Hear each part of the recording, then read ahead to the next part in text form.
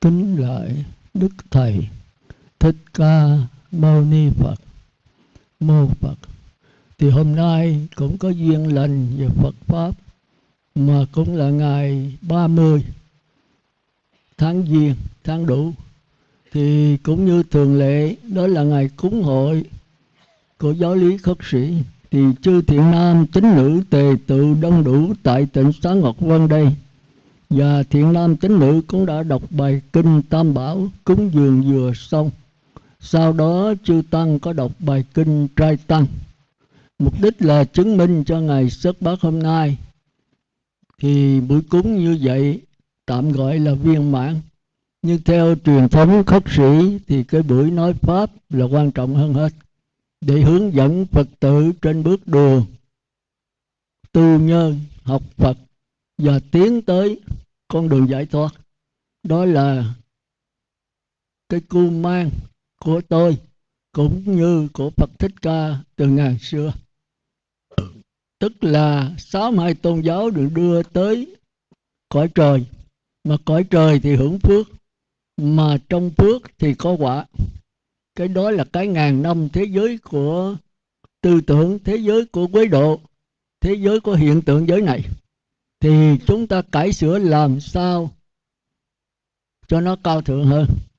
Chẳng hạn như thời buổi bây giờ thì chúng ta thấy có 8 khổ, nhất là thời này. Cái sự đau khổ nó lên đến cùng cực, và cái phương tiện mà thỏa mãn cái dục vọng chúng ta cũng lên đến cực điểm. Do đó con người cái tham sân si càng nặng thêm. Khi mình có cái lòng tham rồi mà cái hột giống nó nảy mầm nhiều thì sự khổ đau càng lắm, nếu cái tâm chúng ta không theo kịp. Thành ra cõi đời có 8 khổ thì quý vị biết rồi: sanh, già, bệnh, chết, thương yêu, xa lìa, thù ghét, gặp gỡ, ham muốn không được. Tóm lại là có cái sắc thân ngũ uẩn này, đó là nguyên nhân chánh của sự đau khổ.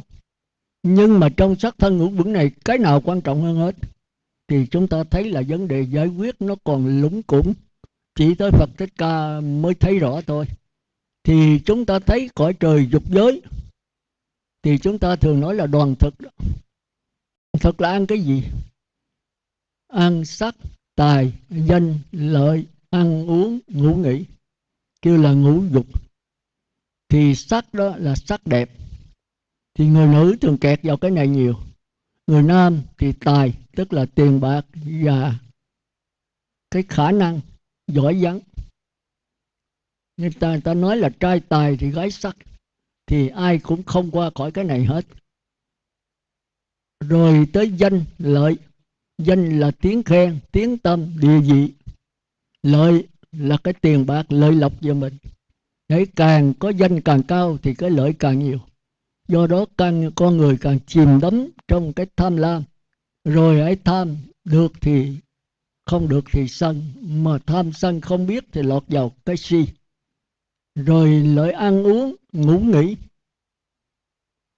Ăn uống thì muốn kiếm đồ ngon, cho nên bất cứ cái gì miễn ngon miệng là chúng ta giết. Chúng ta không kể cái gì hết, cả tới ốc khỉ, cả tới những cái loài thú lớn, cọp, beo, gan, gấu, gan gì chúng ta đều có thể giết để ăn, để nuôi cái sự sống này. Đó là cái cõi khổ trồng thêm khổ do cái ngu si của chúng ta. Thì làm sao chúng ta thoát cái khổ này? Thì chúng ta thấy rằng khoa học bây giờ đang tiến triển. Thì thường thường trong Thủ Lăng Nghiêm kêu thế giới này là địa tiên. Các nhà bác học chế ra tất cả những cái khí cụ để làm cho cái tuổi con người càng ngày càng sống lâu hơn, để rồi cái khổ đau càng ngày càng dữ hơn.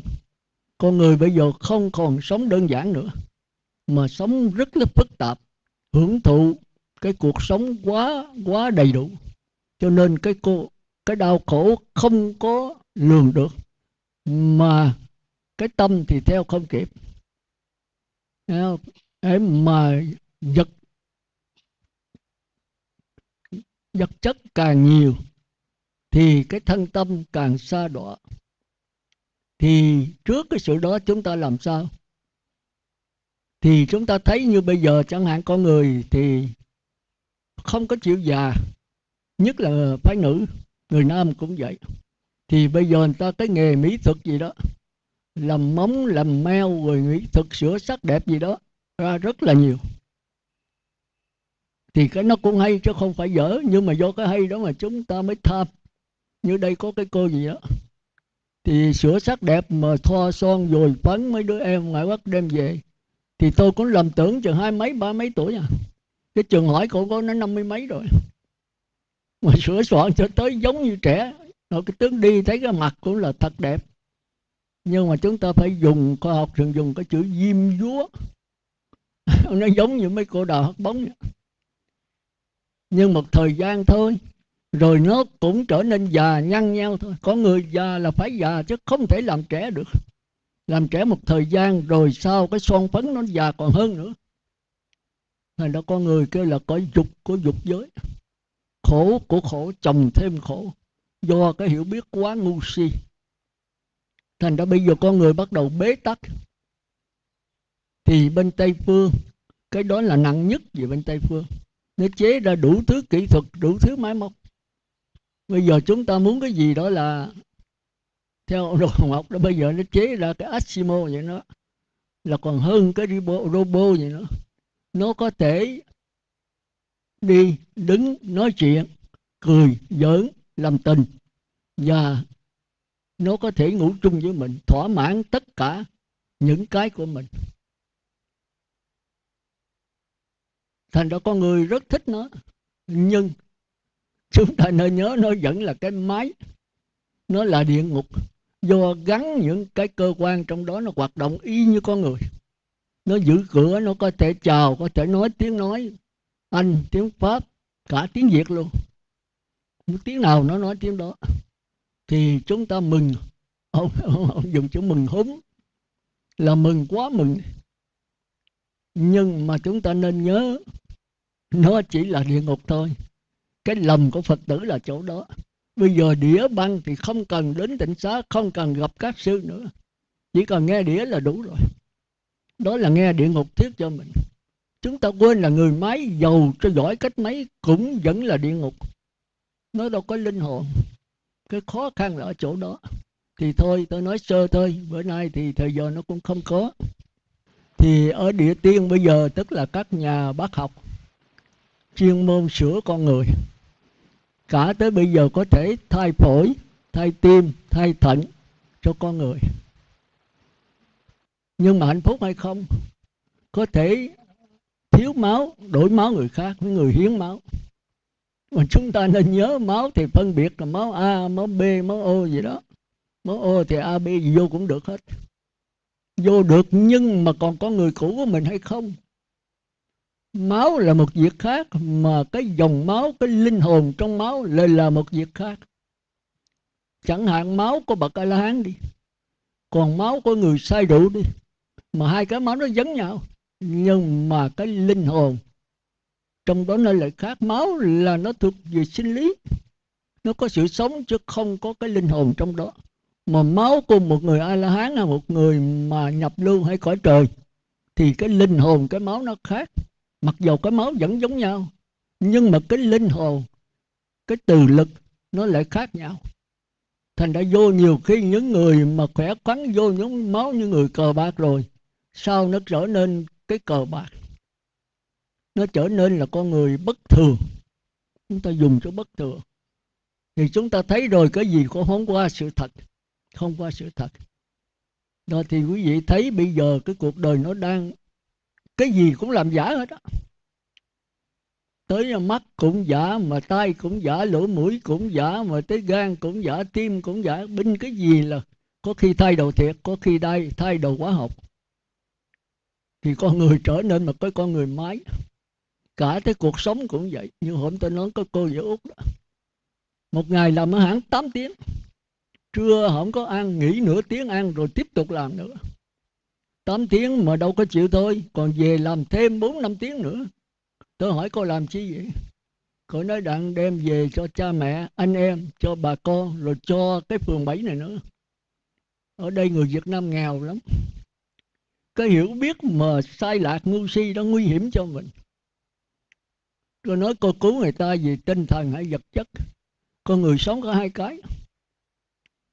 Vật chất có thể cứu người ta sống cả đời này, nhưng mà tinh thần người ta làm ác thì ta sa đọa nữa. Thì cô vô tình là người ta ý lại vào số tiền cô, người ta sẽ làm ác thêm. Thì cái tội, cái phước cô không có mà cô gây cái tội. Thành ra khi làm là phải có cái hiểu biết. Mà cô đắc quả chưa? Cô lo cô chừng chưa xong mà. Lo cha mẹ thì tôi đồng ý, lo anh em cũng không nên lo. Mà bạn đạo cả tới cái tỉnh Trà Vinh, nước Việt Nam cũng không nên lo. Lo cái đó là chỉ có Bồ Tát Thánh. Người ta lo thân thể rồi người ta lo luôn được cái linh hồn. Cái linh hồn mới là quý.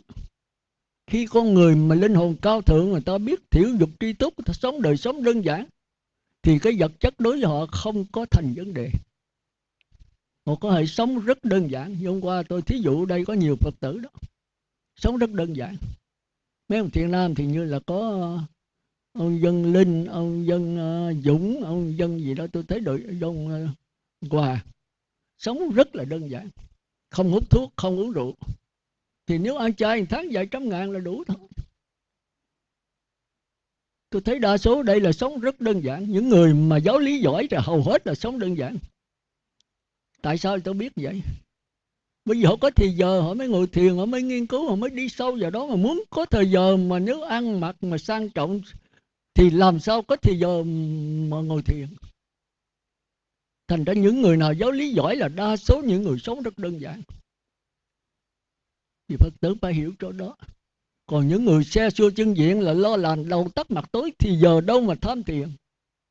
Mà cái đạo Phật tham thiền là phải đi sâu vào con người mình. Thì cái bài kinh 66 này tôi thấy rất hay. Hồi xưa tôn giáo tu là cải sửa, thì tôi sẽ giảng trong cái bài kinh 66 này là toàn cải sửa. Thì đạo Phật thì sao? Đạo Phật không phải là từ chối cái cải sửa. Cũng như chẳng hạn 4 đường ác và cõi người trời dục giới, thì sắc tài danh lợi ăn uống ngủ nghỉ kêu là đoàn thực. Ăn vật chất nhiều quá mập lù, rồi bệnh nào tiểu đường nào tai biến nào đủ thứ hết, chết thú quắc.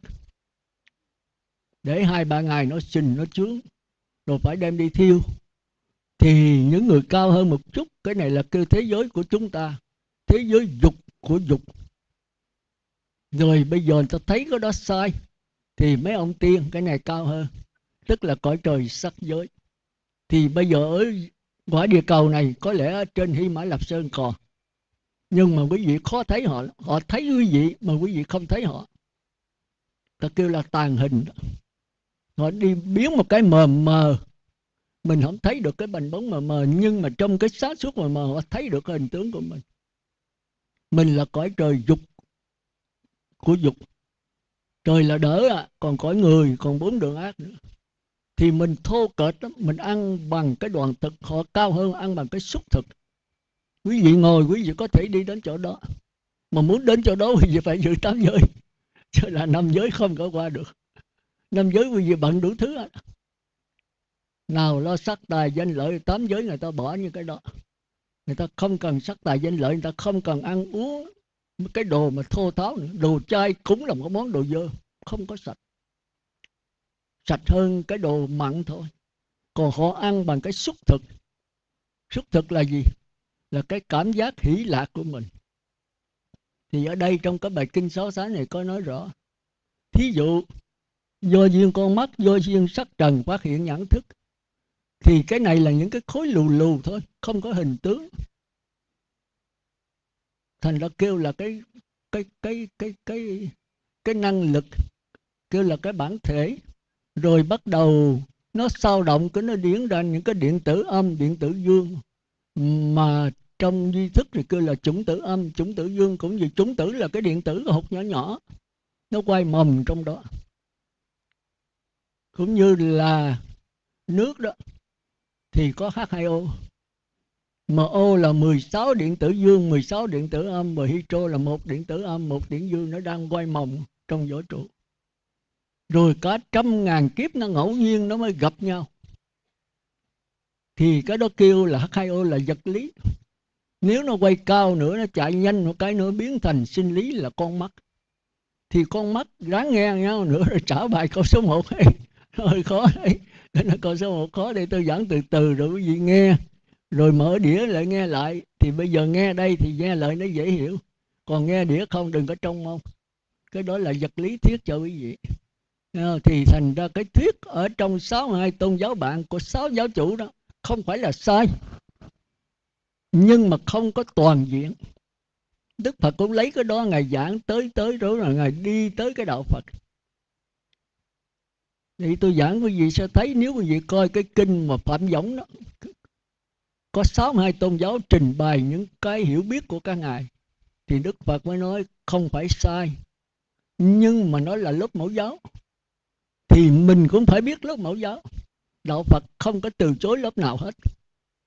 Cái khó của đạo Phật là chỗ đó. Nhưng mà trong cái lớp mẫu giáo, trong cái sanh diệt mà thô tháo tới sanh diệt di tế đó, có một cái nền tảng chung cho tất cả. Nghĩa là nương vào đó nó phát hiện. Thì cái đó bên khoa học bây giờ cũng hơi biết kêu đó là năng lực. Nhưng mà nó có 4 thứ năng lực, cũng là năng lực, nhưng mà chuyển biến chậm, nhanh, liên tục, rồi thần tốc. Thì đây mới là cái cứu cánh cuối cùng của A-la-hán, là chuyển biến thần tốc. Thì trong bài kinh 66 tôi sẽ giảng cho quý vị. Rồi quý vị phải trả bài. Tôi không có giảng kỹ, tôi cứ mà lớp rồi quý vị cứ nối chấp nối lại với nhau để trả bài, trả được câu hỏi đầu tiên. Thành ra đầu tiên đó là 4 đường ác này là chỉ là một trạng thái lờ mờ mà Lão Tử kêu là hỗn độn. Còn trong duy thức đó kêu là vô minh. Minh là sáng, vô là không sáng, thì nó mờ mờ, nó quay mờ mờ nhân ảnh như người đi đêm.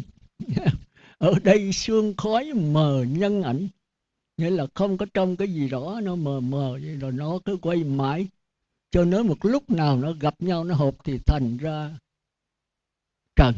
Trần là cát bụi, mà khoa học kêu là vật lý. Rồi nó quay nhanh nữa thì nó thành ra sinh lý, là mắt, tai, mũi, lưỡi, thân, ốc. Rồi khi cái vật lý sinh lý nó đụng nhau, nghĩa là nó duyên khởi với nhau, thì cái vật lý sẽ nằm trên sinh lý, tức là sắc trần nằm trên con mắt, giọng mô. Rồi tới cái lỗ tai cũng vậy. Cái âm thanh là tiếng nói của tôi, tiếng chim hót, tiếng chó sủa, tiếng kèn, tiếng trống, thì cũng là vật lý đang quay mòng trong vỏ trụ. Rồi khi nó chuyển biến nhanh thì nó thành cái lỗ tai. Lỗ tai của người, lỗ tai của chó hay lỗ tai của loài thú. Thì đó là sinh lý. Rồi cái vật lý sinh lý này, cái âm thanh với cái lỗ tai này nó dính nhau, duyên khởi với nhau, thì cái âm thanh sẽ nằm trên cái màng nhĩ của lỗ tai. Chúng ta nên nhớ cái chỗ đó. Mà có lỗ tai, có màng nhĩ là không phải là nhãn thức. Thì cái ngạ quỷ mới mượn cái lỗ tai, mới mượn con mắt phát ra cái cảm giác ngạ quỷ, tức là dễ chịu, khó chịu, dửng dưng. Ráng nghe hay không? Thì cái đó kêu là một cái khối lù lù, kêu là hiện lượng tánh cảnh, hay là kêu là điện tử, hay là năng lực, hay còn kêu là hỗn độn. Thì đó là Lão Tử. Thì mình nhớ danh từ nó nhiều, nhưng nó giúp cho mình. Cái này quý vị phải ngồi thiền chứ tôi nói vậy quý vị cũng chưa hiểu nổi đâu. Nghe rồi ráng ngồi lặng lẽ nhìn lại con người mình, nó trong con người mình á. Nhưng khi yên lặng quý vị sẽ thầm hội nó. Cái thầm hội thì không giảng được, nhưng mà tôi giúp cái điều kiện cho quý vị thầm hội. Thành ra với tôi là phải ngồi thiền thật nhiều. Mà ngồi thiền thì phải có sách vở, phải có một cái số vốn thì mới ngồi được, ọc ra để mà ngồi. Chứ không phải như cô gì ngồi để thấy hào quang đỏ, hào quang vàng. Không phải cái vụ đó. Ngồi để đi vào trí tuệ, nhìn thấy cái con người mình như thật. Mà muốn qua như thật thì phải qua cõi trời trước. cõi này không thể như thật được, cõi này nó quá tệ rồi. Tức là đoàn thực, tức là sắc tài danh lợi ứ ngũ nghĩ của chúng ta đang sống bây giờ. Thì đây tôi mới kể là bắt đầu của chúng ta đó là sắc thinh hương vị xúc, đó là địa ngục vô gián. Chưa có cái sống, chưa có cái biết. Rồi khi nó chuyển biến nhanh lâu đời, ngàn năm, trăm năm rồi, thì nó thành ra con mắt, tai, mũi, lưỡi, thân, ốc, là kêu là sinh lý, nó có sự sống. Thì cái vật lý này, sắc thinh hương vị, mới in trên mắt, tai, mũi, lưỡi. Hai cái nó duyên khởi nhau, thì cái cảm giác mới mượn cái sinh lý, và sinh lý nó có sự sống. Thì cảm giác là cái tâm mượn cái sinh lý tiếp xúc với cái sắc trần trên võng mơ, trên màng tai, trên màng mũi, bây giờ mới có cảm giác dễ chịu, không dễ, không khó. Đáng nghe sao? Nó hơi khó, mà tôi nói câu số 1 khó nhất. Cái gì qua được là qua nhập lưu, rồi đi nhất dẫn lai, bất lai và thánh tiếng gì tới ba dễ thôi. Nhưng cái này ngồi thiền chết mồ chết tổ luôn. Phải có thời giờ ít nhất phải 2 tiếng. Quý vị ở nhà làm đủ thứ 2 tiếng chắc cặp đất mà ăn. Thành ra tôi thấy người cư sĩ tội nghiệp. Nhưng mà thấy quý vị dường như vẫn cố gắng sắp xếp thời khóa biểu. Thấy trả bài thì tôi rất mừng. Nhưng đó là con trâu ăn cỏ thôi. Còn cái nghiền ngẫm nữa là cả một vấn đề. Tôi mỗi lần ngồi thiền coi kinh nó một ngày có 1 tiếng, mà tôi nghiền ngẫm đó là ngày này qua tháng khác. Nội cái vô thường vô ngã 3 năm trời. Mà một đêm tôi ngồi 7-8 tiếng, từ 12 giờ tôi ngồi tới 9 giờ sáng, 9 tiếng đồng hồ. Thế mà không ra. Tới bây giờ mới ra, bây giờ mà giảng cũng không chạy. Thấy bài kinh 66 này, trời ơi, phải đó mình giảng theo cái này thì dễ quá. Đó thì vật lý, sinh lý, mắt, tai, mũi, lưỡi, 6 căn, 6 trần, 6 nội xứ, 6 ngoại xứ, đây là vô ngã, có hình tướng ráp lại. Nhưng cái này chưa có hình tướng đâu. Tới 6 xúc là tới con người có mạt na, tức là có ý chí, có nghiệp, thì chính nghiệp mới sửa lại. Còn nó chỉ là một trạng thái lờ mờ. Thành ra kêu đó là 4 đường ác. Thì chúng ta thấy là nhãn thức, nhĩ thức, tỷ thức là ngạ quỷ. Mà tất cả mắt, tai, mũi, lưỡi đều nằm trên cái đầu. Phải nghiền ngẫm. Cái đầu, 2 con mắt cũng nằm trên đầu, 2 lỗ tai cũng vậy, cái 2 lỗ mũi, cái miệng cũng vậy, đều nằm trên đầu. Thì cái đầu nó phải là vi tế hơn là con mắt, cái lỗ tai, cái lỗ mũi. Nó cũng đất nước lửa gió, nhưng mà nó vi tế hơn. Thành ra khi cái đầu nó nhận 5 căn mắt, tai, mũi, lưỡi, thân rồi, thì nó sửa lại cho rõ hơn. Sửa cũng không phải là sửa, dùng chữ sửa là sai. Nó giống như cái kiến vậy, làm cho rõ hơn, chứ nó không có sửa. Nó đâu có mạt na, nó đâu có ý chí mà sửa. Quý vị thấy người ta đeo kiến cận thị đó, ban đầu là cái kiến mát, thì nó nhận lấy sự vật. Thì đó là con mắt nhận lấy sự vật. Rồi cái cảm giác mới mượn con mắt đó cho cái cảm giác dễ chịu, không dễ, không khó, kêu là ngạ quỷ. Rồi cái cảm giác này nằm ở trên đầu, thì cái tư tưởng mới nương vào cái cảm giác này sửa lại, làm cho rõ hơn nữa. Thì bắt đầu mới có hình tướng lờ mờ. Thành ra địa ngục là sắc trần, địa ngục vô hữu gián là căn sinh lý, cảm giác, nhãn thức, nhĩ thức, tỷ thiệt, thân thức là ngạ quỷ. Rồi tới ý thức là súc sanh. Ngạ quỷ thì có thọ. Người ta thường kêu cây này là ngạ quỷ. Nó có thọ thần. Mà thọ thần ở đâu? Thọ thần ở dưới cái rễ. Cái cây thì cái gốc bao giờ cũng ở dưới, cái ngọn ở trên trời. Ta nói cái lộn ngược. Mày sống lộn ngược như ngạ quỷ. Tức là không có cái tư tưởng phân biệt, chỉ có cảm giác thôi. Sống theo cảm giác. Thấy vàng thì thích, thấy đồ ăn thì nhào vô, không có cái suy nghĩ. Thì cuộc đời này chúng ta thấy có. Qua thời kỳ bao cấp đó thì có rất nhiều ngạ quỷ, tranh giàu, tranh giành tiền bạc, rồi nhà cửa, rồi giết nhau. Thì chúng ta thấy là cái tâm là quan trọng. Rồi tới súc sanh là khi cái đầu này nó nhận được cái cảm giác, nó làm cho rõ hơn nữa, thì bắt đầu nó có sự phân biệt lờ mờ,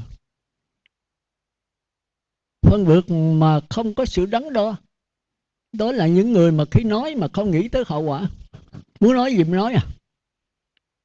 Nhiều khi nói rồi cái tai hại cái bắt đầu ân hận. Chúng ta thấy cuộc sống chúng ta thỉnh thoảng cũng có cái đó. Khi chúng ta buồn rầu, chúng ta khổ sở với một cái sự mà ta kêu là sốc, bị cảm xúc stress, bị khủng hoảng quá, chúng ta giống như loài súc sanh. Chúng ta mở miệng nói mà chúng ta không có một cái nghiệp, không có một cái suy nghĩ về cái hậu quả của lời nói mình, thì cái này kêu là súc sanh. Chúng ta để ý trong cuộc sống này của chúng ta, để rồi chúng ta mới trả lời cái câu hỏi thứ nhất. Phân biệt nhãn thức, nhãn xúc, nhãn thọ, nhãn ái. Nhãn thức thì là ngạ quỷ, còn ý xúc đó mới là thúc sanh. Còn nhãn thức đó là ngạ quỷ, mà ý thức là xúc sanh. Còn nhãn xúc đó là cõi người, còn ý xúc là cõi trời dục giới. Xúc đây có nghĩa là có cái ý chí, tức là có cái nghiệp rất mạnh, thì mới cải sửa thành con mắt và sắc trần. Tức là có con mắt của chúng ta như cây hình, và sắc trần là sự vật này, nó có hình tướng rõ ràng. Chứ ban đầu thì nó chỉ là một khối hỗn độn thôi, thì chúng ta kêu là hiện lượng tánh cảnh. Còn khi có nhãn xúc rồi không kêu là tánh cảnh, không kêu là hiện lượng nữa, mà kêu là tỷ lượng. Tỷ lượng mà tỷ là gì? Tỷ là so sánh, phân biệt mà thành ra. Như chụp mũ lấy cái hiện lượng tánh cảnh là một trạng thái lờ mờ, chưa có mắt, chưa có vật lý sinh lý, bây giờ thành có mắt, có vật lý sinh lý, thành ra kêu là tợ tỷ lượng. Mà nếu tợ tỷ lượng này trong một cái cộng nghiệp chung thì kêu là chân tỷ lượng, tất cả đều thấy giống nhau. Thì cái cảnh kêu là tợ đối chất, dai mượn đới là đèo theo mang theo, nhưng mà sửa hết trơn rồi, nó không có hình tướng, mà giờ sửa thành đã có hình tướng theo cái nghiệp của từng loài, từng chúng sanh đó. Vì hiểu không? Vậy sao tôi giảng lại rồi tôi nói cái câu đầu này khó nhất, đòi hỏi quý vị phải ngồi thiền. Tôi nói thì quý vị có thể hiểu mang máng, cũng giống như con trâu ăn cỏ. Còn thành thực xương máu của mình, quý vị phải về làm chắc cả tháng, 2 tháng thì quý vị mới có thể hiểu được nó. Mà kêu là thầm hội. Hội là hiểu, thầm là một cách âm thầm. Trong cái lặng lẽ này mình sẽ thầm hội nó. Một khi quý vị giảng ra người khác cũng khó tiếp thu. Nhưng mà nếu quý vị thầm hội sâu xa thì quý vị giảng người khác dễ hiểu hơn. Tức là cái định lực quý vị. Cái này tôi muốn giảng mấy lần mà tôi giảng không chạy. Tôi xin thưa vậy, tôi biết. Tôi nghiền ngẫm ngồi thiền lâu, cái tôi thấy là giảng rất dễ. Nhưng mà khi ra gặp quý vị rồi nó mất hết mơ. Hôm trước là tôi muốn kêu một số gạo cội xuống để tôi giảng cái chỗ này. Khi tôi đi ngoài Giàm ở ngoài biển đó, tàu chạy đó, là tôi thấy rất là rõ. Rồi thôi bữa sau về tôi cũng kêu một số gạo cội, nên là bên mấy cô cũng có 10 mấy người, bên Nam cũng có 4, 5, 6 người đó. Thì những người đó tiếp thu được. Nhưng mà tới bữa sau rồi thì giảng không chạy. Nó không thanh tịnh. Ra ngoài Giàm nó thanh tịnh, gặp cảnh ba la thì cái thức mình quá trong sáng, thì mình thấy nó rõ ràng, mình diễn giảng dễ thôi. Nhưng mà về đây rồi đụng cảnh, đụng này đụng kia, rồi nó phức tạp cái lại nó mất, giảng không được rõ nữa. Rồi thôi tôi nghĩ. Rồi bữa nay tôi tính giảng, nhưng mà tôi thấy cũng làm như nó cũng không chạy nữa. Nhưng mà giảng vậy vài lần tôi bắt đầu tôi nói nó rõ hơn. Thì Phật tử về cố gắng ngồi thiền, nghe lại cái này. Thì cái nhãn thức là ngạ quỷ. Thật ra không có nhãn thức, nhĩ thức, không có mắt và sắc trần. Cái này là do ý xúc sửa nó. Mà xúc đây có nghĩa là nghiệp. hay chúng ta kêu là mạt na, hay còn kêu là ý chí, hay là kêu là thức thứ bảy, nhiều danh từ.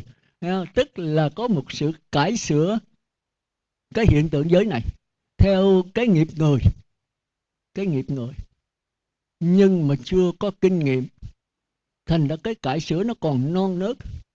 Tức là từ nay bắt đầu có dây thần kinh trong sắc thân của chúng ta, thành ra loài ngạ quỷ cây này chưa có dây thần kinh. Nó lấy cái sắc thân làm cái cảm giác, là cái linh hồn của nó chính là thọ cảm. Người ta nói cây có thọ thần, đúng đó. Khi cây này chết, thọ thần còn sống. Nếu thọ thần chết là cây tiêu luôn, nó trở thành vật lý. Còn nếu thọ thần sống, nó sẽ đi mang cái thân cây cao hơn. Còn nếu cái cây mà cả 100 năm thì thọ thần nó mạnh vô cùng. Chết cái thọ thần này mang cái tư tưởng là súc sanh, chứ không còn thọ thần nữa. Cái sự tiến hóa là vậy. Quý vị ngồi suy nghĩ rồi quý vị sẽ thấy. Chứ tôi không thể chỉ như thế nào. Cứ yên lặng đi quý vị, nhìn lại trong tâm mình, nhìn lại sự vật ở bên ngoài giống hệt. Nếu mình sống với cái tình cảm mà lờ mờ thì mình giống như cây này, chỉ tìm nước uống, tìm ánh sáng thôi. Còn cái phân biệt là không có. Tôi nói người này mày là thứ đồ quỷ đói. Thì giống như cây này, nó chỉ tìm nước, nó sống. Tìm ánh sáng mặt trời nó ra ra, chứ nó không có di chuyển được. Cái cây nào ở đâu ở đó là có di chuyển. Thành ra cái đầu dưới đất mà cái đích trỏng lên trời. Tôi nói lộn ngược. Thì chúng ta có Ngài Du Lan là Ngài giải đảo quyền, mở cái ếch lộn ngược của những người ngạ quỷ. Những người chỉ biết có ăn mặc ở bệnh, không nghĩ gì tới cha mẹ hết. Đánh cha đánh mẹ kêu là phạm tội ngũ nghịch. Thì cái tâm người này sẽ thấy những cái hình phạt mà do chính họ tạo ra, chứ không có địa ngục nào hết. Nhưng mà có đối với những người ở ngạ quỷ. Thì chúng ta phải hiểu cái đó, tất cả các cảnh giới đều treo trên đầu một cái tâm niệm. Cái cô Gấm có thuộc cái câu này, cô nhắc hoài. Cái câu này là câu mấu chốt của duy thức học. Cái tâm mình sao thì cảnh giới nó hiện ra y như vậy. Nếu tâm ngạ quỷ thì cái cảnh giới tiệm ra nấu giặt dầu sôi, cưa, xẻ, cắt, chặt, thẻo từng miếng thịt. Có hay không? Nếu nó có là trật, nếu nó không là sai. Thì chúng ta phải hiểu cái đó. Thành ra cảnh giới đau khổ đừng có trách ai hết đó. Trách cái tâm mình quá đen tối. Thành ra Phật Ngài khôn, Ngài nắm cái tâm. Thành ra cõi trời đã khôn hơn. Cõi trời dục giới thì nắm cái thân. Thân hư, thân đẹp thì phải vào mỹ viện, cắt, cải, sửa, thay mắt, thay mũi. Cái miệng méo thì thay làm cho miệng nó đẹp. Mắt một mí thì làm cho 2 mí. Như cái cô gì đó, cô mắt một mí đâu có xấu. Cô nói nó mắt 2 mí đẹp hơn xưa. Rồi cổ đi cắt con mắt, mổ con mắt. Mổ thì người ta lên Sài Gòn, những cái mỹ viện có học, có bác sĩ này kia mổ ở Trà Vinh. Mà cô này chắc không rành, học lương mứa rồi mổ. Thì nó về nó thành 4-5 mí. Tức là sao? Nó không lành, nó lỡ. Mà không biết chắc cổ có ăn nếp hay gì nữa. Nó lỡ 3-4 mí, cổ vô đây gặp tôi, cổ khóc. Tôi nói là cô muốn 1 mí cô không chịu, muốn 2 mí, bây giờ 4 mí còn đẹp nữa à cô. 2 mí đẹp thì 3-4 mí còn đẹp hơn nữa. Thành ra cái nhận thức ngu si của mình làm cho cuộc đời đau khổ. Cái tóc đen mà già thì nó phải bạc, phải trắng, chứ già biểu nó làm sao. Già muốn nhuộm cho đen. Còn đen thì cũng được đi, không muốn đỏ. Rồi có người nó muốn kỳ khối. Cái môi mà mình khỏe trong mình thì nó màu hồng, nó đỏ. Mà hãy tái mét thì phải thoa son. Thì thoa son rồi mai mốt chùi nó mất. Thôi mình chăm nó. Kêu cái gì mà tôi không nghe cái gì. Kêu xăm, kêu xăm nó. Còn xăm thì chùi không ra. Tới chừng già rồi 80-90 tuổi mà cái môi còn đỏ không. Như cái cô gì đó cũng vậy đó. Còn cái chân mày mà xăm được nó tôi không ngờ. Cổ sinh thọ 8 giới rồi tôi chứng minh. Chừng lợi thì thấy cái môi đỏ chói, mà cái chân mày thì cong gieo mà đen thui. Tôi nói trời ơi, cô cạo cái đầu trọc mà sao cái chân mày cái môi cô nó đỏ ao chứ đỏ. Cô chùi bỏ đi, cô nó đâu có chùi được chứ. Tôi nói gì chứ môi son người ta thoa người ta chùi bỏ không được sao? Cô nó không phải, cái này không phải là to son. Rồi cái chân mày của bà, bữa bà lấy lo nghẹ bà quẹt sao mà nó thui dạ toàn. Bà nói không, con xăm lấy sự thì có chết thôi chứ còn không có làm mất được. Tôi không biết xăm là cái gì, sao tôi hỏi mấy thiện nam mới xăm là cái gì, nó giống người ta xăm mình vậy đó sư. Nó xăm vô mình con rồng con phượng này kia, mấy ông thanh niên đó thì cái này cũng xăm vậy, chết thôi chứ không có mở, không có chùi được. Thì chúng ta thấy mình có một cái ngu. Thành ra Đức Phật muốn làm sao cho mình có một cái thông minh, một cái sáng suốt. Mà thông minh Ngài còn không chịu nữa. Ngài muốn cho mình có trí tuệ. Vậy trí tuệ thông minh nó khác nhau làm sao? Thì đây tôi giảng để quý vị biết là cố gắng làm Phật, đừng có làm trời.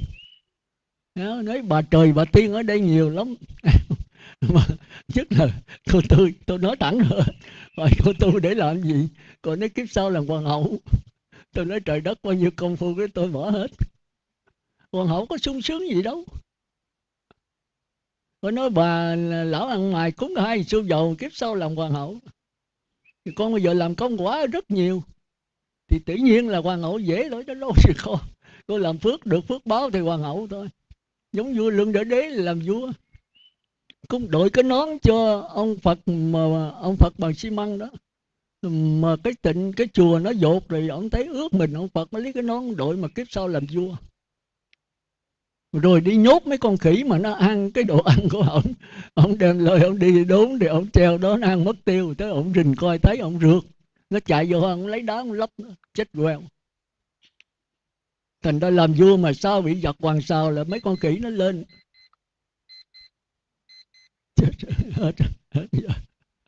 Đó thì nó dí ổng trên tên chết ở đầu núi rồi quả báo.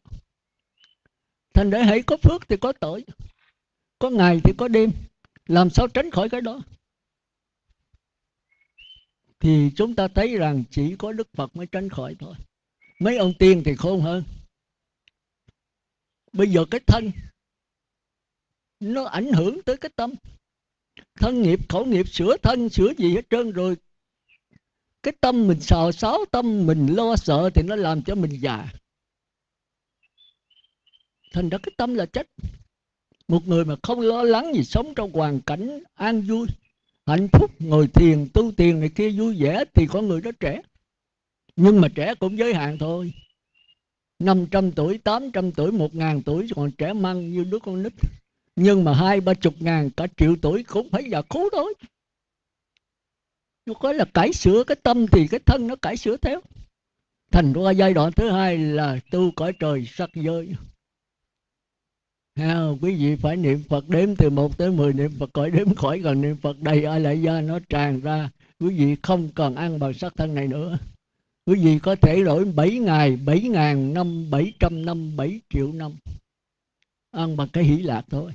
Thì cái này nữa tôi nói sâu hơn, chỉ nói sơ thôi. Thì 7.000, 7 triệu năm rồi cũng phải chết. Cái tuổi thọ vậy thôi. Nhưng mà sướng là chết nó không có thúi. Các vị tàn hình nó mất thôi. Tôi muốn đi là tôi bắt đầu biến mất.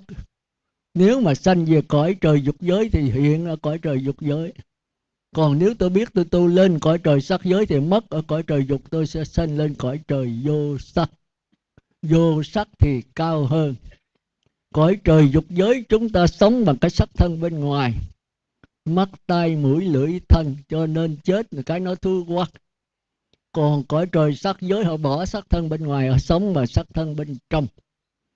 Tức là dây thần kinh thị giác, thính giác, khứu giác, vị giác, xúc giác. Cái này 8 tiếng mới chết thiệt. Mà khi bỏ thân bên ngoài rồi họ sống với cái này thì họ ăn còn cái hỷ lạc. Tôi đã có giảng rồi. Sơ, nhị thiền. Cái hỷ là thân bên ngoài, là cái mừng. Cái lạc là thân bên trong, là cái vui. Thì sống với cái đó, nước miếng nó xuống, ta ăn bằng nước miếng và ta thở bằng không khí. Thì cái hỷ lạc nó khỏe. Trong người chúng ta bây giờ quý vị luyện được, nhưng mà không có thầy coi chừng điên. Chúng ta có coi khoa học, học tới lúc 12 đó, về sinh lý người ta biết. Hồi chúng ta trong bụng mẹ chúng ta không có ăn. Đứa bé nằm trong bụng mẹ chỉ ăn cái cuốn rúng, kêu là cái nhau của người mẹ.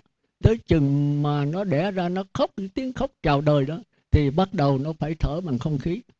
Nó ăn bằng không khí thì phải có đoàn thực. Còn hồi đó là ăn bằng cái khí nội tức, mà nó đứt ở chỗ cái miệng với cái hậu môn. Chúng ta kêu là cái độ đứt đó.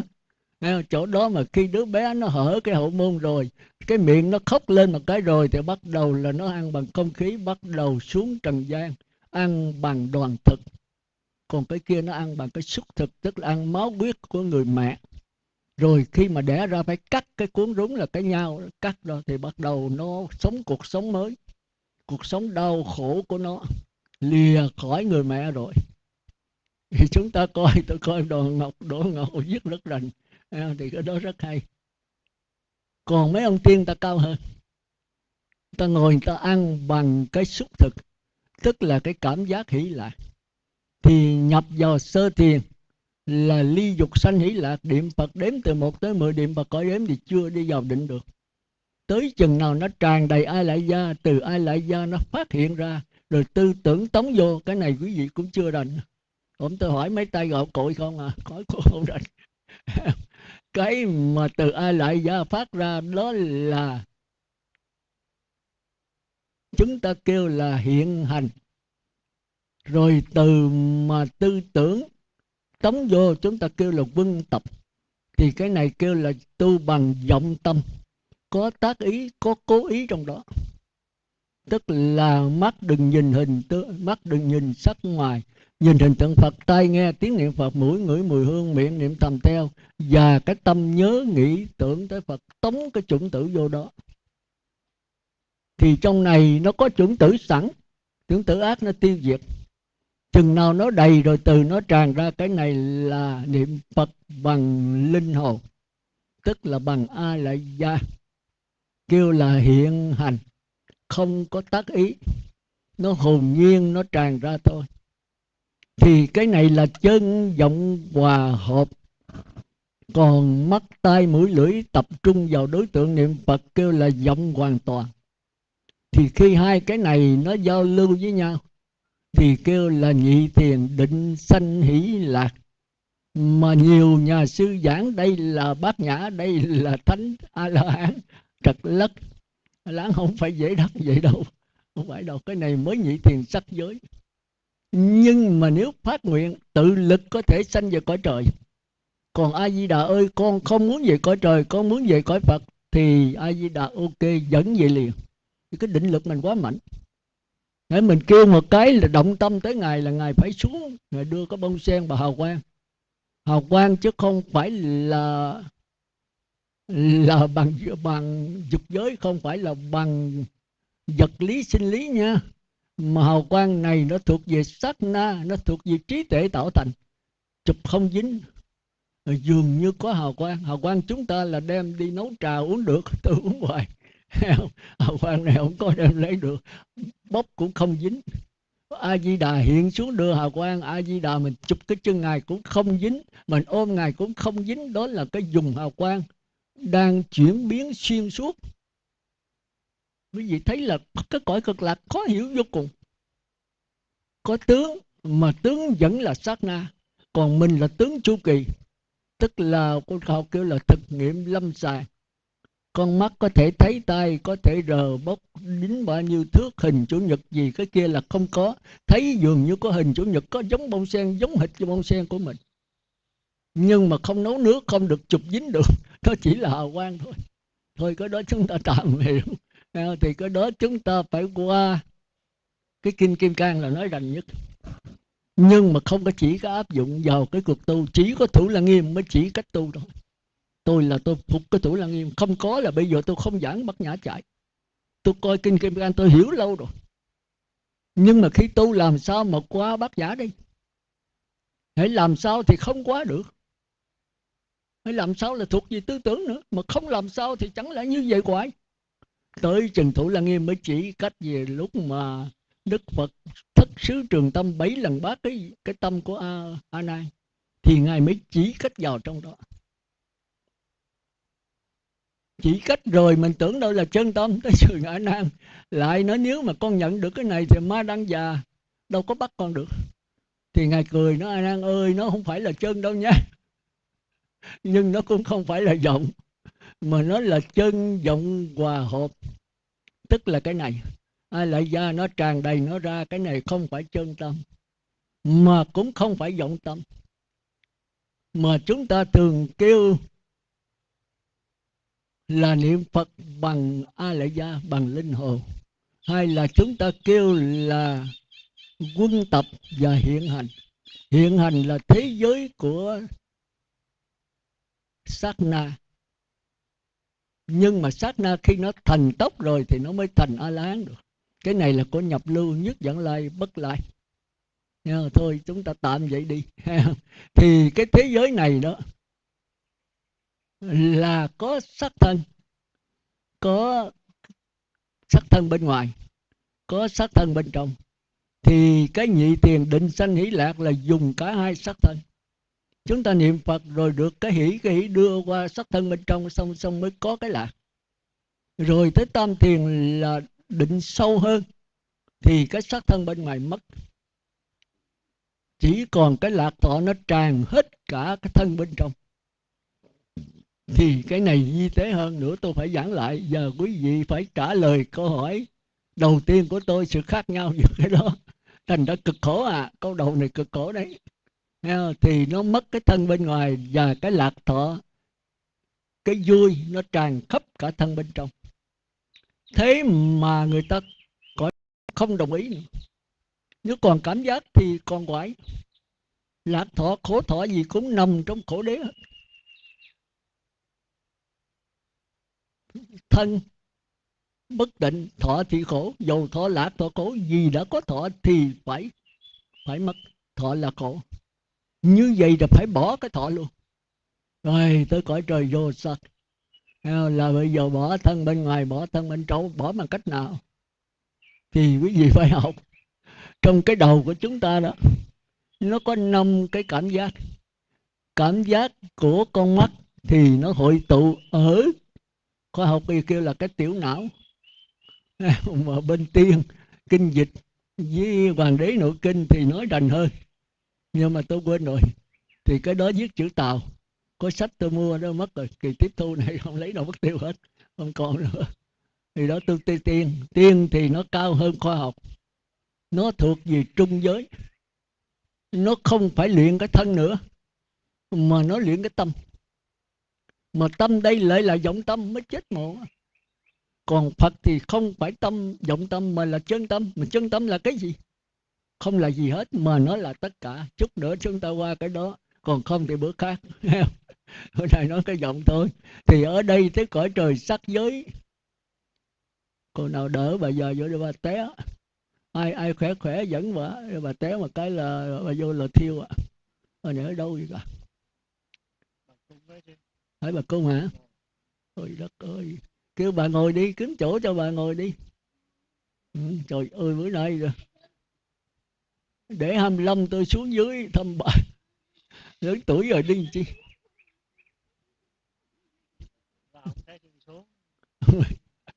25 kỹ sư xuống rồi, khi nào tôi khỏe tôi xuống. Tôi xuống là tôi vô là thiêu luôn á. Rồi bà về đi rồi nghe pháp phải không? Rồi tới là tôi xuống dưới tôi trả bài. Trời ơi dưới.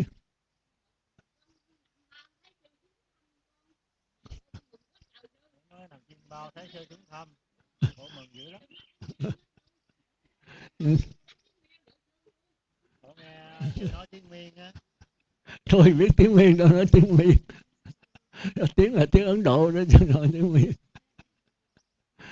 Thôi bà ngồi nghe pháp. Pháp ngồi dẫn cho bà ngồi chỗ nào có cái gì lót cho bà chấm ấm chứ. Trời ơi lớn tuổi rồi, ở dưới là an lạc quá rồi, lại đây chỉ cho cực. Nhớ nhắc tôi lâu lâu tôi rảnh 25 tôi xuống. Tôi cũng giờ vô lò thiêu rồi bà ơi. Rồi bà làm quá tôi vô lò thiêu trước à. Rồi giờ chúng ta trở lại. Giờ mấy ông bà nghe hay không? Rồi ráng làm sao mà đạt tới cõi trời nhị thiền của sắc giới thôi. Khỏi qua vô sắc, qua sắc nó cao lắm. Vô sắc là phải giữ tới 10 giới lận. Mà 2 giới sau quý vị làm không được đâu, phải xuất gia. Không ăn xá giờ từ quá ngọ, ngày mai ăn chay ngọ. Thì quý vị còn ở ngoài là tôi không cho ăn đâu. Tôi nói thật, chay trường là quý rồi, chay ngọ tôi không chịu. Chay ngọ xuất gia mà gặp sư cô chỉ lo tu không đó, không làm gì hết. Ngày đi xin ăn rồi đêm tí là nghe pháp rồi ngồi thiền thì được, chay ngọ được. Còn không thì chay trường thôi. Thái quá cũng không đắc quả được, mà cực khổ cũng không đắc quả được. Chay trường là quý nhất. Còn chay kỳ là 10 ngày, chứ còn dưới nữa là tôi không, 10 ngày cũng khó đi vào đậu quả đấy. Thành ra ai chay trường là tôi rất mừng. Và giữ thêm 3 cái hạnh nữa. Nghe không? Cái cô này như là cô Hạnh, cô Liên Hiếu nè, mấy cô như đó thì mấy người đó có thể giữ 8 giới được. Mà 8 giới là cái hạnh thôi. Còn cái đầu thì tôi cõi cạo cũng được. Mấy cô không có chịu cạo đầu. Thì không ngồi ghế cao nằm giường rộng, không nghe xem hát múa đờn kèn, không trang điểm phấn son dầu hoa. Thấy không? Cô Như Nhật, cô Bi thì đáng giữ những cái đó. Thấy không? Thì nhờ những cái đó mình rảnh rang. Phải cái đó thì tất nhiên là tri túc tiểu thuật, ít muốn biết đủ thì thời giờ mình rất nhiều. Nhưng mà đừng có bận cháu nữa. Tôi thấy là cô Hạnh, cô Như Nhật đồ có cháu hết con rồi, giờ tới cháu thì chết mộ, đâu có thì giờ mà ngồi nữa. Ngồi rồi có số vốn kinh 66 ọc ra, rồi nghe tôi giảng rồi nghiền ngẫm lại cái chừng mình thấu hiểu nó, mình nói được như tôi đó thì là mình đi khá rồi đó. Đó đã là tràn ai lại gia rồi.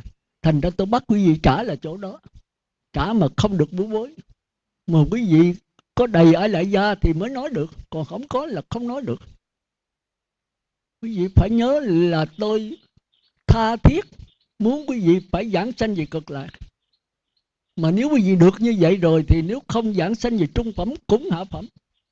Mà ở đây là nếu chết đây thì có ban hội niệm nữa, dầu tạp niệm ban hội niệm giúp đỡ thì cũng giảng sanh thôi. Tôi lo cho quý vị có 2 phần, một phần thể xác và một phần tâm linh. Thể xác là quán cơm gạo lứt, giúp cho quý vị ít bệnh một chút. Thời buổi nào ăn bậy bạ là bệnh chết luôn. Là đồ quá chất không à. Như tôi bây giờ cũng vậy, tôi kiên cử vô cùng. Rau đồ thì nên trồng ở tỉnh xá mình, không có để phân hóa học, không có xịt thuốc gì sâu. Nhất là quý vị thấy có bông bí là tốt nhất đó. Mà quý vị luộc cho tôi đó, tôi không dám ăn. Ông Minh Cảnh ông giỏi, nó mở ra trong đó sâu, mấy vị luộc chết một đống trong đó. Nó vô trong bông bí đó rồi quý vị không thèm coi vậy. Quý vị để luộc trong đó, mà nó chết rồi thì mình cũng hơi tổn. Không biết có bệnh gì không. Mấy cái bông bí mà sắc rồi thì không thấy. Còn bông bí để nguyên đó, có bông rồi đem đi luộc hay hấp gì đó không biết. Mà ông Minh Cảnh nó mở ra sâu nhỏ nhỏ nhỏ đó. Tôi nói chết rồi chắc không sao, nó không được rồi. Đây là sự bệnh, sự yếu, rồi sự ăn vô nó bệnh, mặc dầu là nó chết nhưng mà cái chất độc trong sâu nó vẫn còn. Thành đó quý vị có mua bông bí lật ở trong cái nhụy của nó coi có sâu không, nhóc ở trong đó hết. Xịt thuốc trừ sâu thì không thấy cái này sâu nằm trong đó. Thành đó đồ bây giờ là nó khó khăn vô cùng. Thà là ăn ít mà ăn cho kỹ. Quý vị đừng có mua cho nhiều mà nó độc rồi ăn vô nó bệnh rồi làm sao. Cái bệnh thì không thể tu được. Thân ốm mập không thành vấn đề, mà phải cho nó khỏe khoắn. Chứ quý vị muốn mập làm cái gì? Mập mà mập bẹo. Ăn cho kể đống, uống nước cho nhiều, nó mập thù lù rồi đi cũng như là một cái bao gạo lăn gì thôi, đó chết rồi. Thành ra cố gắng làm sao ăn kiêng cử một chút. Và nếu cần quý vị vô tỉnh xá trồng, tôi thấy trồng ở bên. Trồng thì có trồng mà tưới nước không ai tưới. Bắt sâu không ai bắt. Quý vị làm cho tới nơi tới chốn. Rồi bẻ ra quý vị ăn mới cúng dường các sư. Chịu cực một chút. Tôi thấy có đa số rảnh rang thì xuống cái đất trống đó, mà đất ở đây thì hơi khô cằn á. Trồng riết rồi quý vị không để phân không gì hết. Mà nếu có trồng thì chắc phải có lưới vậy. Tôi thấy sâu nó ăn quá trời quá đất. Thì mình cố gắng thời buổi này phải vậy thôi. Thôi giờ chúng ta trở lại. Bây giờ tới cõi trời vô sắc thì quý vị đừng tu cái này, nó cao lắm. Quý vị phải giữ tới 10 giới lận. Giới thứ 10 là không rớ đến tiền bạc vàng của quý đồ trang sức, thì chỉ có sức danh như tôi thôi, chứ quý vị đừng có bắt chước, không có làm được đâu. Bây giờ không tiền là quý vị cặp đất. Mỗi người nó có cái lớp nó khác nhau. Cái lớp tôi mà giữ tiền là coi không được. Tôi phải rảnh rang là tôi đi sâu vào thiền định tôi mới giải thích cho quý vị được. Mà tôi không đi sâu thiền định, quý vị làm sao đi được? Quý vị ngồi giỏi lắm 2 tiếng. Tôi là phải có thì giờ 9-10 tiếng 1-2 ngày. Mà tôi chưa làm được có 7-8-9-10 tiếng. Bây giờ lại suy rồi. Cái thể xác bây giờ đâu có mạnh như hồi xưa. Ngồi 2 tiếng là muốn chết rồi. Đứng dậy là muốn đứng không nổi rồi. Giờ đi nó muốn té đâu, nó té. Tay mà cầm muỗng ăn mà lâu chút là nó rung rồi. Muốn nó đừng rung không có được. Cái tuổi nó là tuổi là cái già cái cõi, là người già phải người phải suy rồi. Không thể nào chống lại được. Có tu tiên thì được. Nhưng mà tôi không muốn tu tiên nữa. Tôi muốn tu Phật khi tôi hiểu đạo Phật rồi thì tôi giờ chết sớm chết trẻ gì cũng được. Nó có bệnh gì cũng được. Tôi ăn tôi kiêng cử. Mà kiêng cử nó bệnh thì thứ cho mày bệnh. Chỉ là tao biết mày bệnh, tao đừng dính mắc vào mày thôi. Thì cái này là cái của đạo Phật. Đạo Phật thì không muốn sống lâu mà không muốn chết sớm. Cứ để tự nhiên cuộc sống thôi. Bởi vì chết trẻ mình đâu phải là người trẻ. Chết già mình đâu phải là người già. Sắc thân của mình, vật lý sinh lý đâu phải là ta, đâu phải là của ta, đâu phải là tự ngã của ta. Cho tới 36 pháp, nhãn thức, nhãn xúc, nhãn thọ, nhãn ái cũng không phải là ta, không phải là của ta.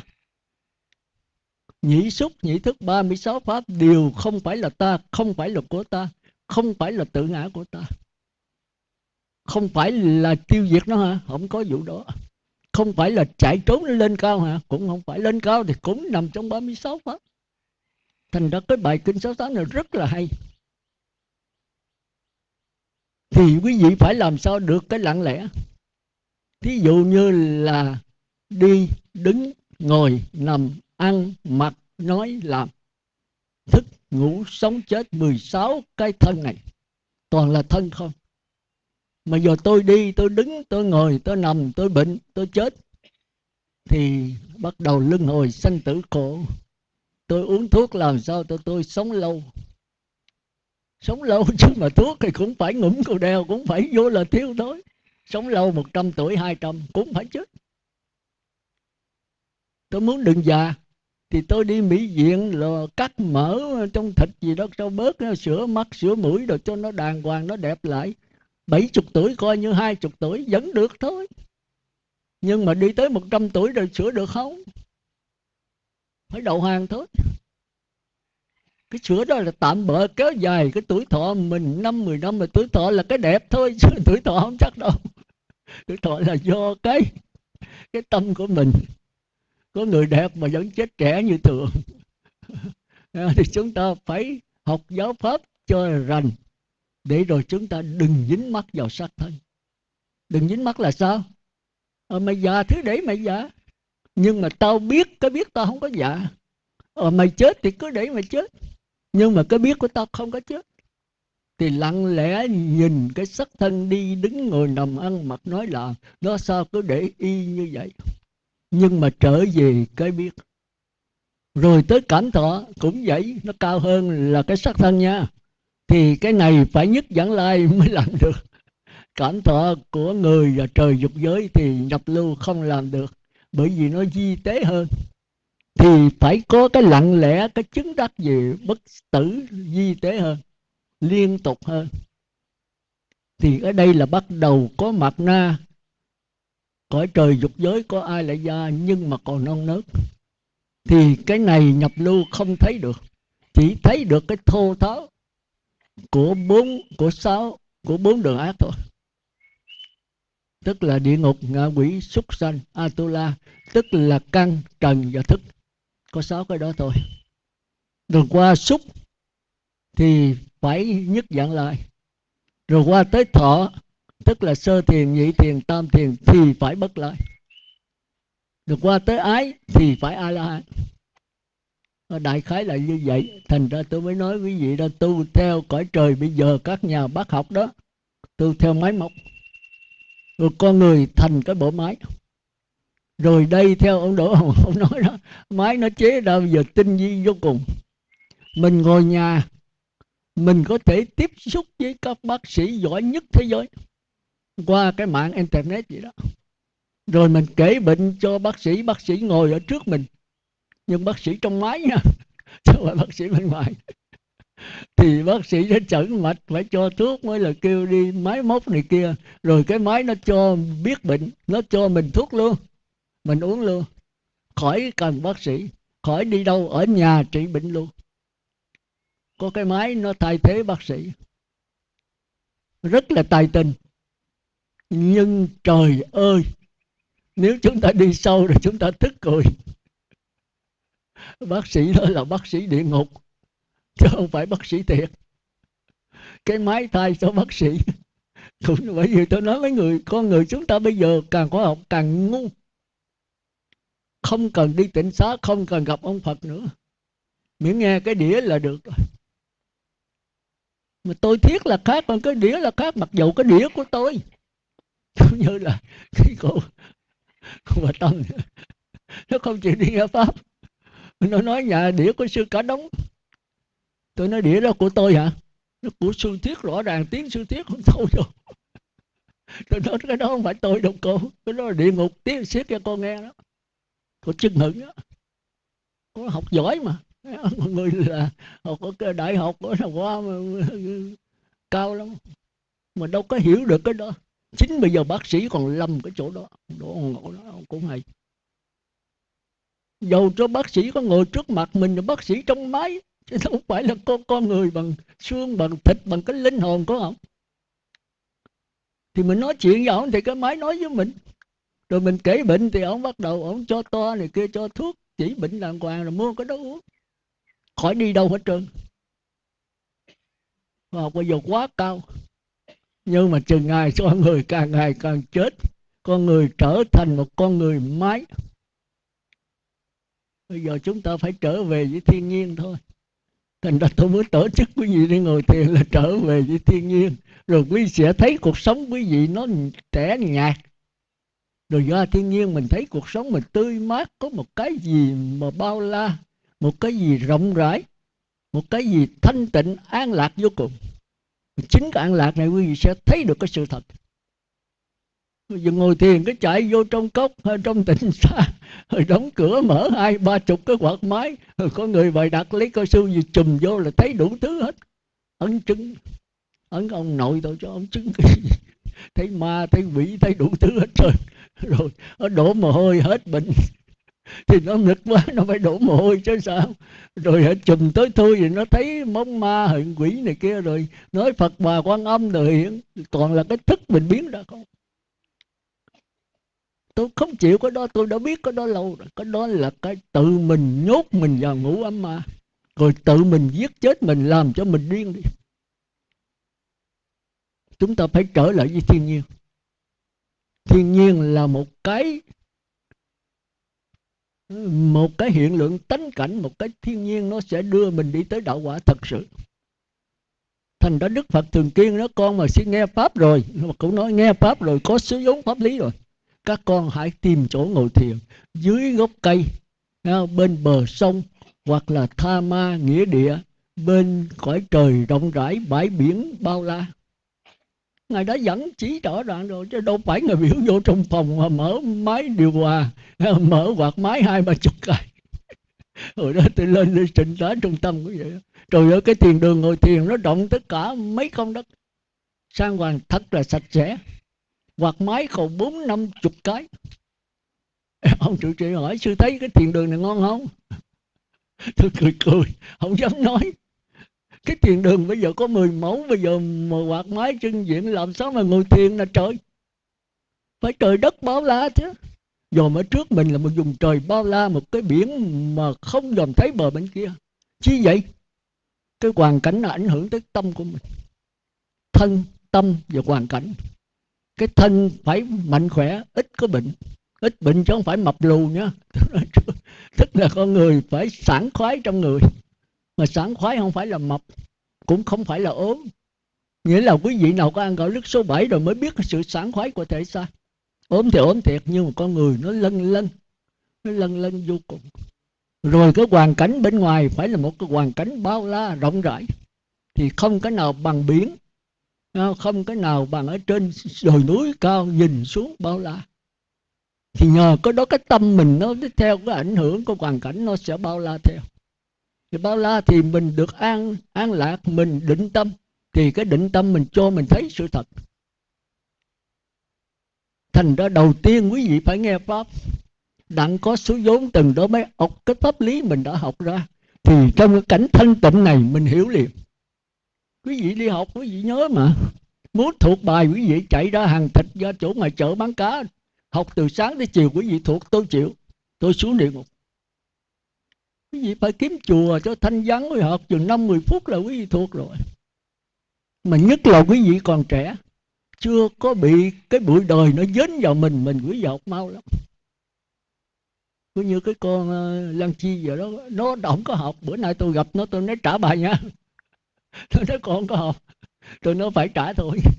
Thì nó lấy cô sư phụ, cô Như Nhật, nó coi qua có 2-3 bận, nó trả thuộc lòng liền.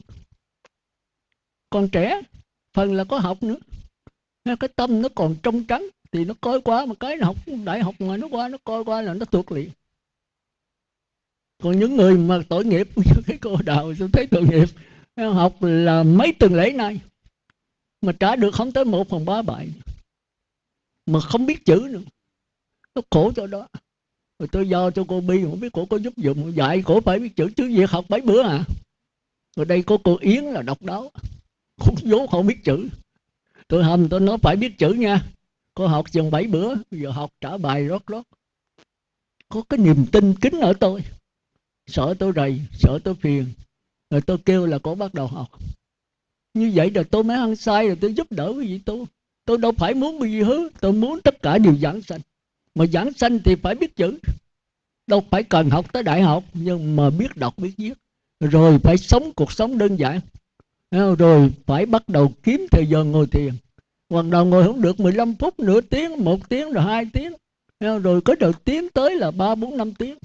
Rồi phải bớt sống ít chút đặng có thì giờ rảnh mà đi ngồi thiền. Chứ tôi không biểu quý vị là đừng làm cái gì hết tu, chừng đó cặp đất mạng sao. Đừng làm gì hết là phải xuất gia. Mà xuất gia chưa chắc à, bây giờ gặp mấy sư cô đi làm không quả chết màu luôn, kiếm tiền đem vô cho Tam Bảo. Tôi không có vụ đó.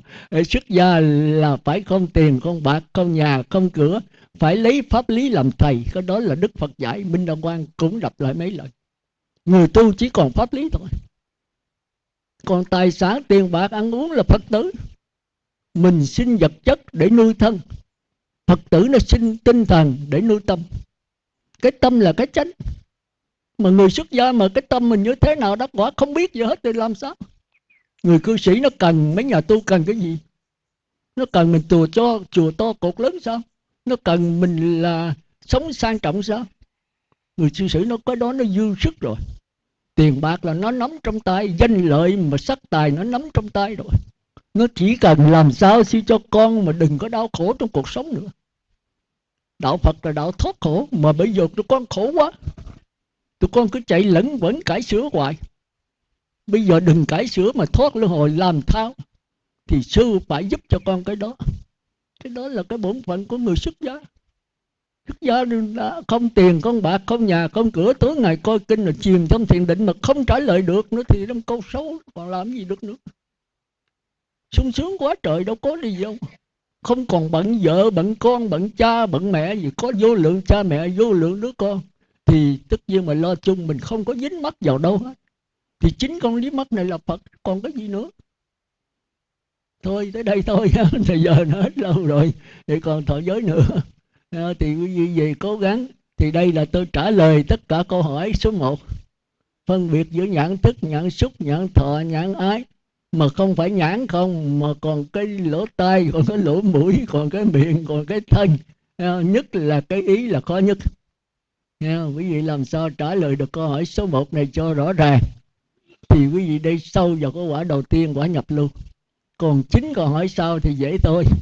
Nhưng có câu hỏi số 8, số 9 là câu hỏi gạt, mà chắc quý vị cũng lọt vào cái lòng tôi. thì từ đó tôi tới, rồi không khéo tôi bắt bị hương hoặc là cạo đầu quý vị thôi. Nếu vị câu này rõ ràng thì câu số 8 số 9 không bị rạc, tôi sẽ đặt cái bẫy ở đó. Quý vị thì dở cái chỗ đó, không có nắm cái gốc. Ở đây thì có ông Thiện Khánh như coi như thực đó là giải thích rất hay. Tôi giảng rồi giảng vào chi tiết rất hay. Nhưng mà nắm cái gốc thì không nắm được. Nắm cái gốc phải là một người sống thật đơn giản và thiền định thật sâu, nghĩa là ăn nằm với nó. Ăn nằm với nó. Thì đây có tôi làm cái đó được. Tôi thì tôi nắm cái gốc, tôi giảng đã rồi là tôi đưa cái gốc thôi. 5 giới, 8 giới, 10 giới, 250 giới, 348 giới, cuối cùng còn có một giới. Rồi cuối cùng không còn giới nào, chỉ còn cái lặng lẽ thôi. Cái đó là cái gốc. Nhưng phải giảng cho rành. Và cái thực chứng con đường đi như thế nào phải chỉ cho rõ. Thôi vậy tới đây xong ha. Vậy trước dứt lời một lần nữa, tôi xin cầu chúc cho Pháp hội của chúng ta cũng như toàn thể Pháp giới chống giảng sanh về cực lạc và thành Phật đạo. Nam mô A Di Đà Phật.